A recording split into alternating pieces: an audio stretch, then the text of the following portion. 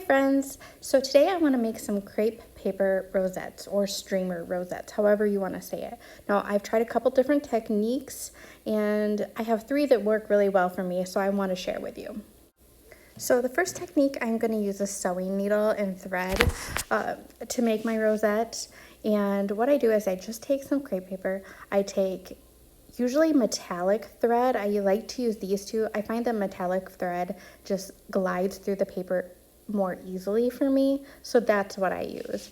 And here's some needles that I use. There's a 3-inch one and one that's not quite 2 inches, like maybe 1 1/4 or 3/4, and those are the ones I like to use. The longer one just leaves a bigger hole, the smaller one leaves a smaller hole. Use what you want. So I take a length of thread, I thread my needle, and I like to double it up so that when I pull in the string it doesn't break.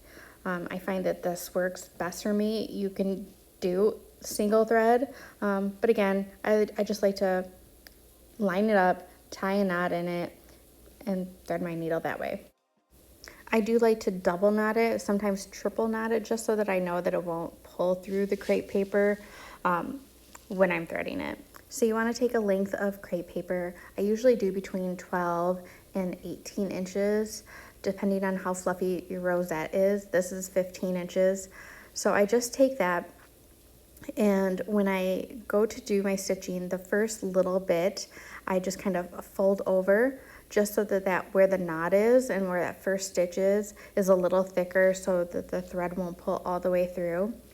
And I just do like a simple, I think it's called a blanket stitch, I'm not quite sure, but I just kind of do this all the way through.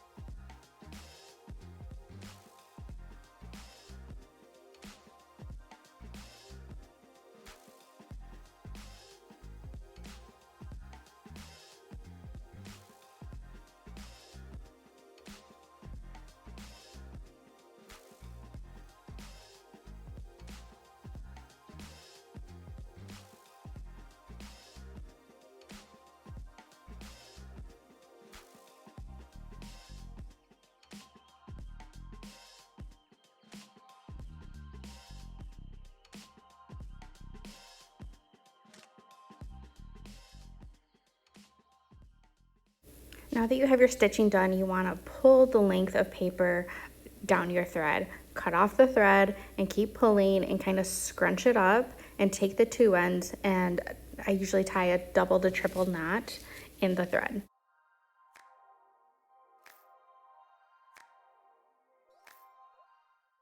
Now you just cut your strings and kind of fluff out your rosette to the way you want it.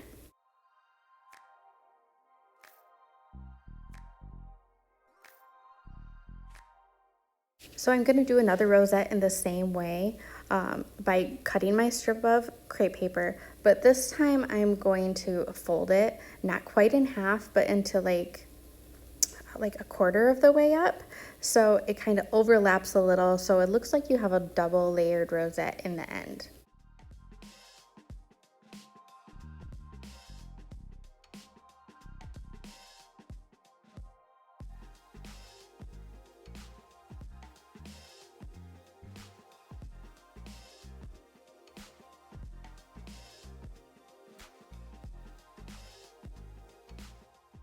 So I'm going to do this just like I did the first one. I'm going to fold over the first little bit so it's thicker where the knot is going in, and I'm just going to blanket stitch all the way through it.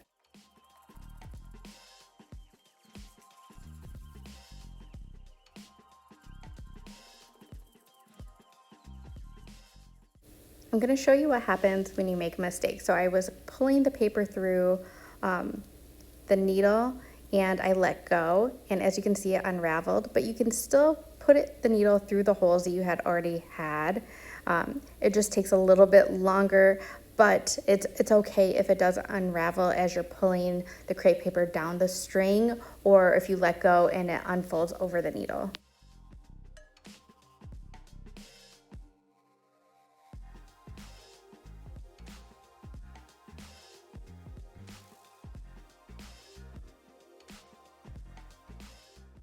As you get to the end, you want to do the same thing you did the first time. You want to pull it down your string, kind of bunch it up, cut it off, tie a couple knots in it, and cut the extra string and fluff it out.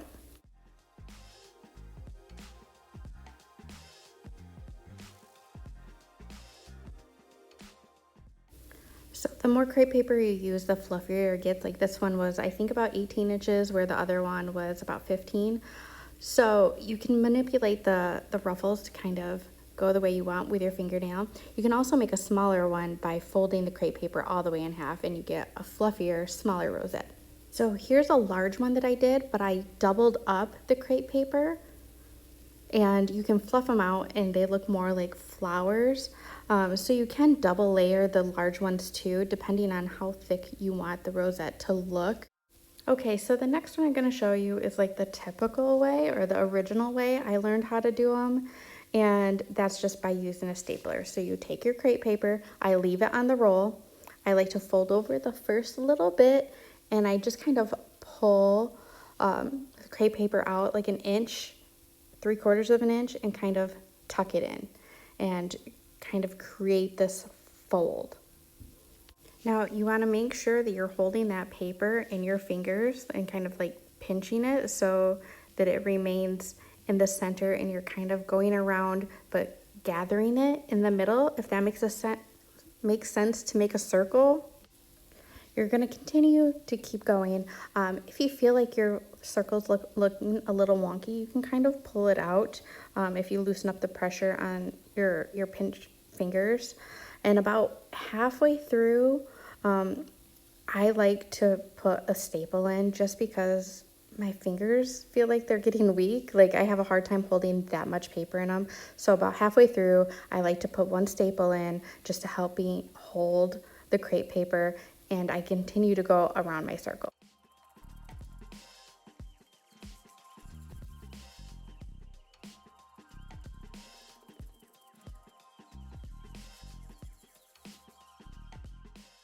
When you get to the end, I like to go over my starting position so it overlaps a little bit. So I cut a little extra, and I like to fold the end under so it looks more finished and you don't have a rough edge.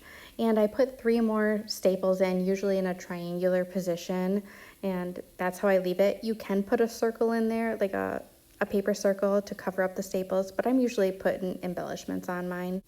Here's a couple more that I've done in different colors. And if your circle's not completely round or you're not happy with it, you can take your scissors and trim it any way you want, and it turns out great. You can also use scalloped, wavy, or crinkle scissors and give it more of a decorative edge if you want. The only problem I have with these is you have to cut towards the inner part of the scissor to get enough pressure, because the crepe paper is kind of hard to cut with these type of scissors.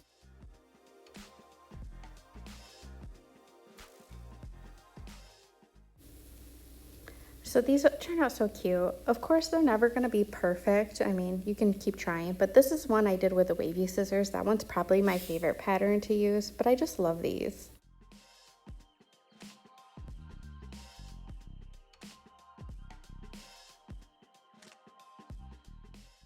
Okay, so the final paper rosette, or crepe paper rosette I'm going to show you, is folding it like the traditional rosette.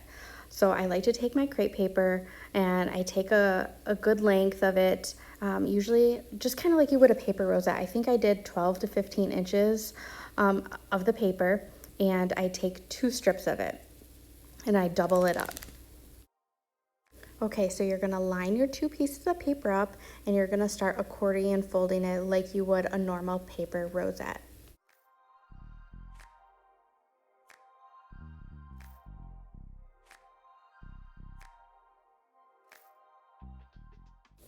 Okay, so now we want to heat up a glue gun, just like you would a paper rosette.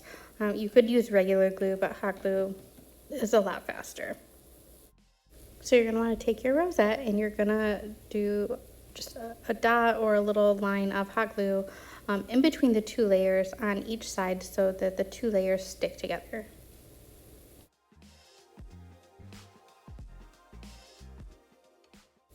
Taking the 2 ends of the rosette, we want to attach those 2 together with a dot of hot glue as well. Take your rosette, place it over your paper circle or shape, whatever you have, and push it down from the middle and lay out your rosette. Then you hot glue the two together.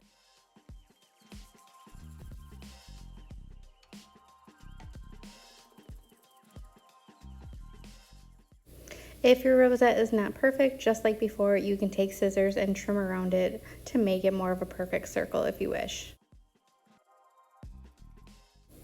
I do suggest taking another paper round or another rosette and layering it on top of this one, just because it is doubled up. You don't want the layers to come apart. So by gluing it on each side, you ensure they stick together. I'm just going to finish off this double layered rosette with a little paper circle right in the middle.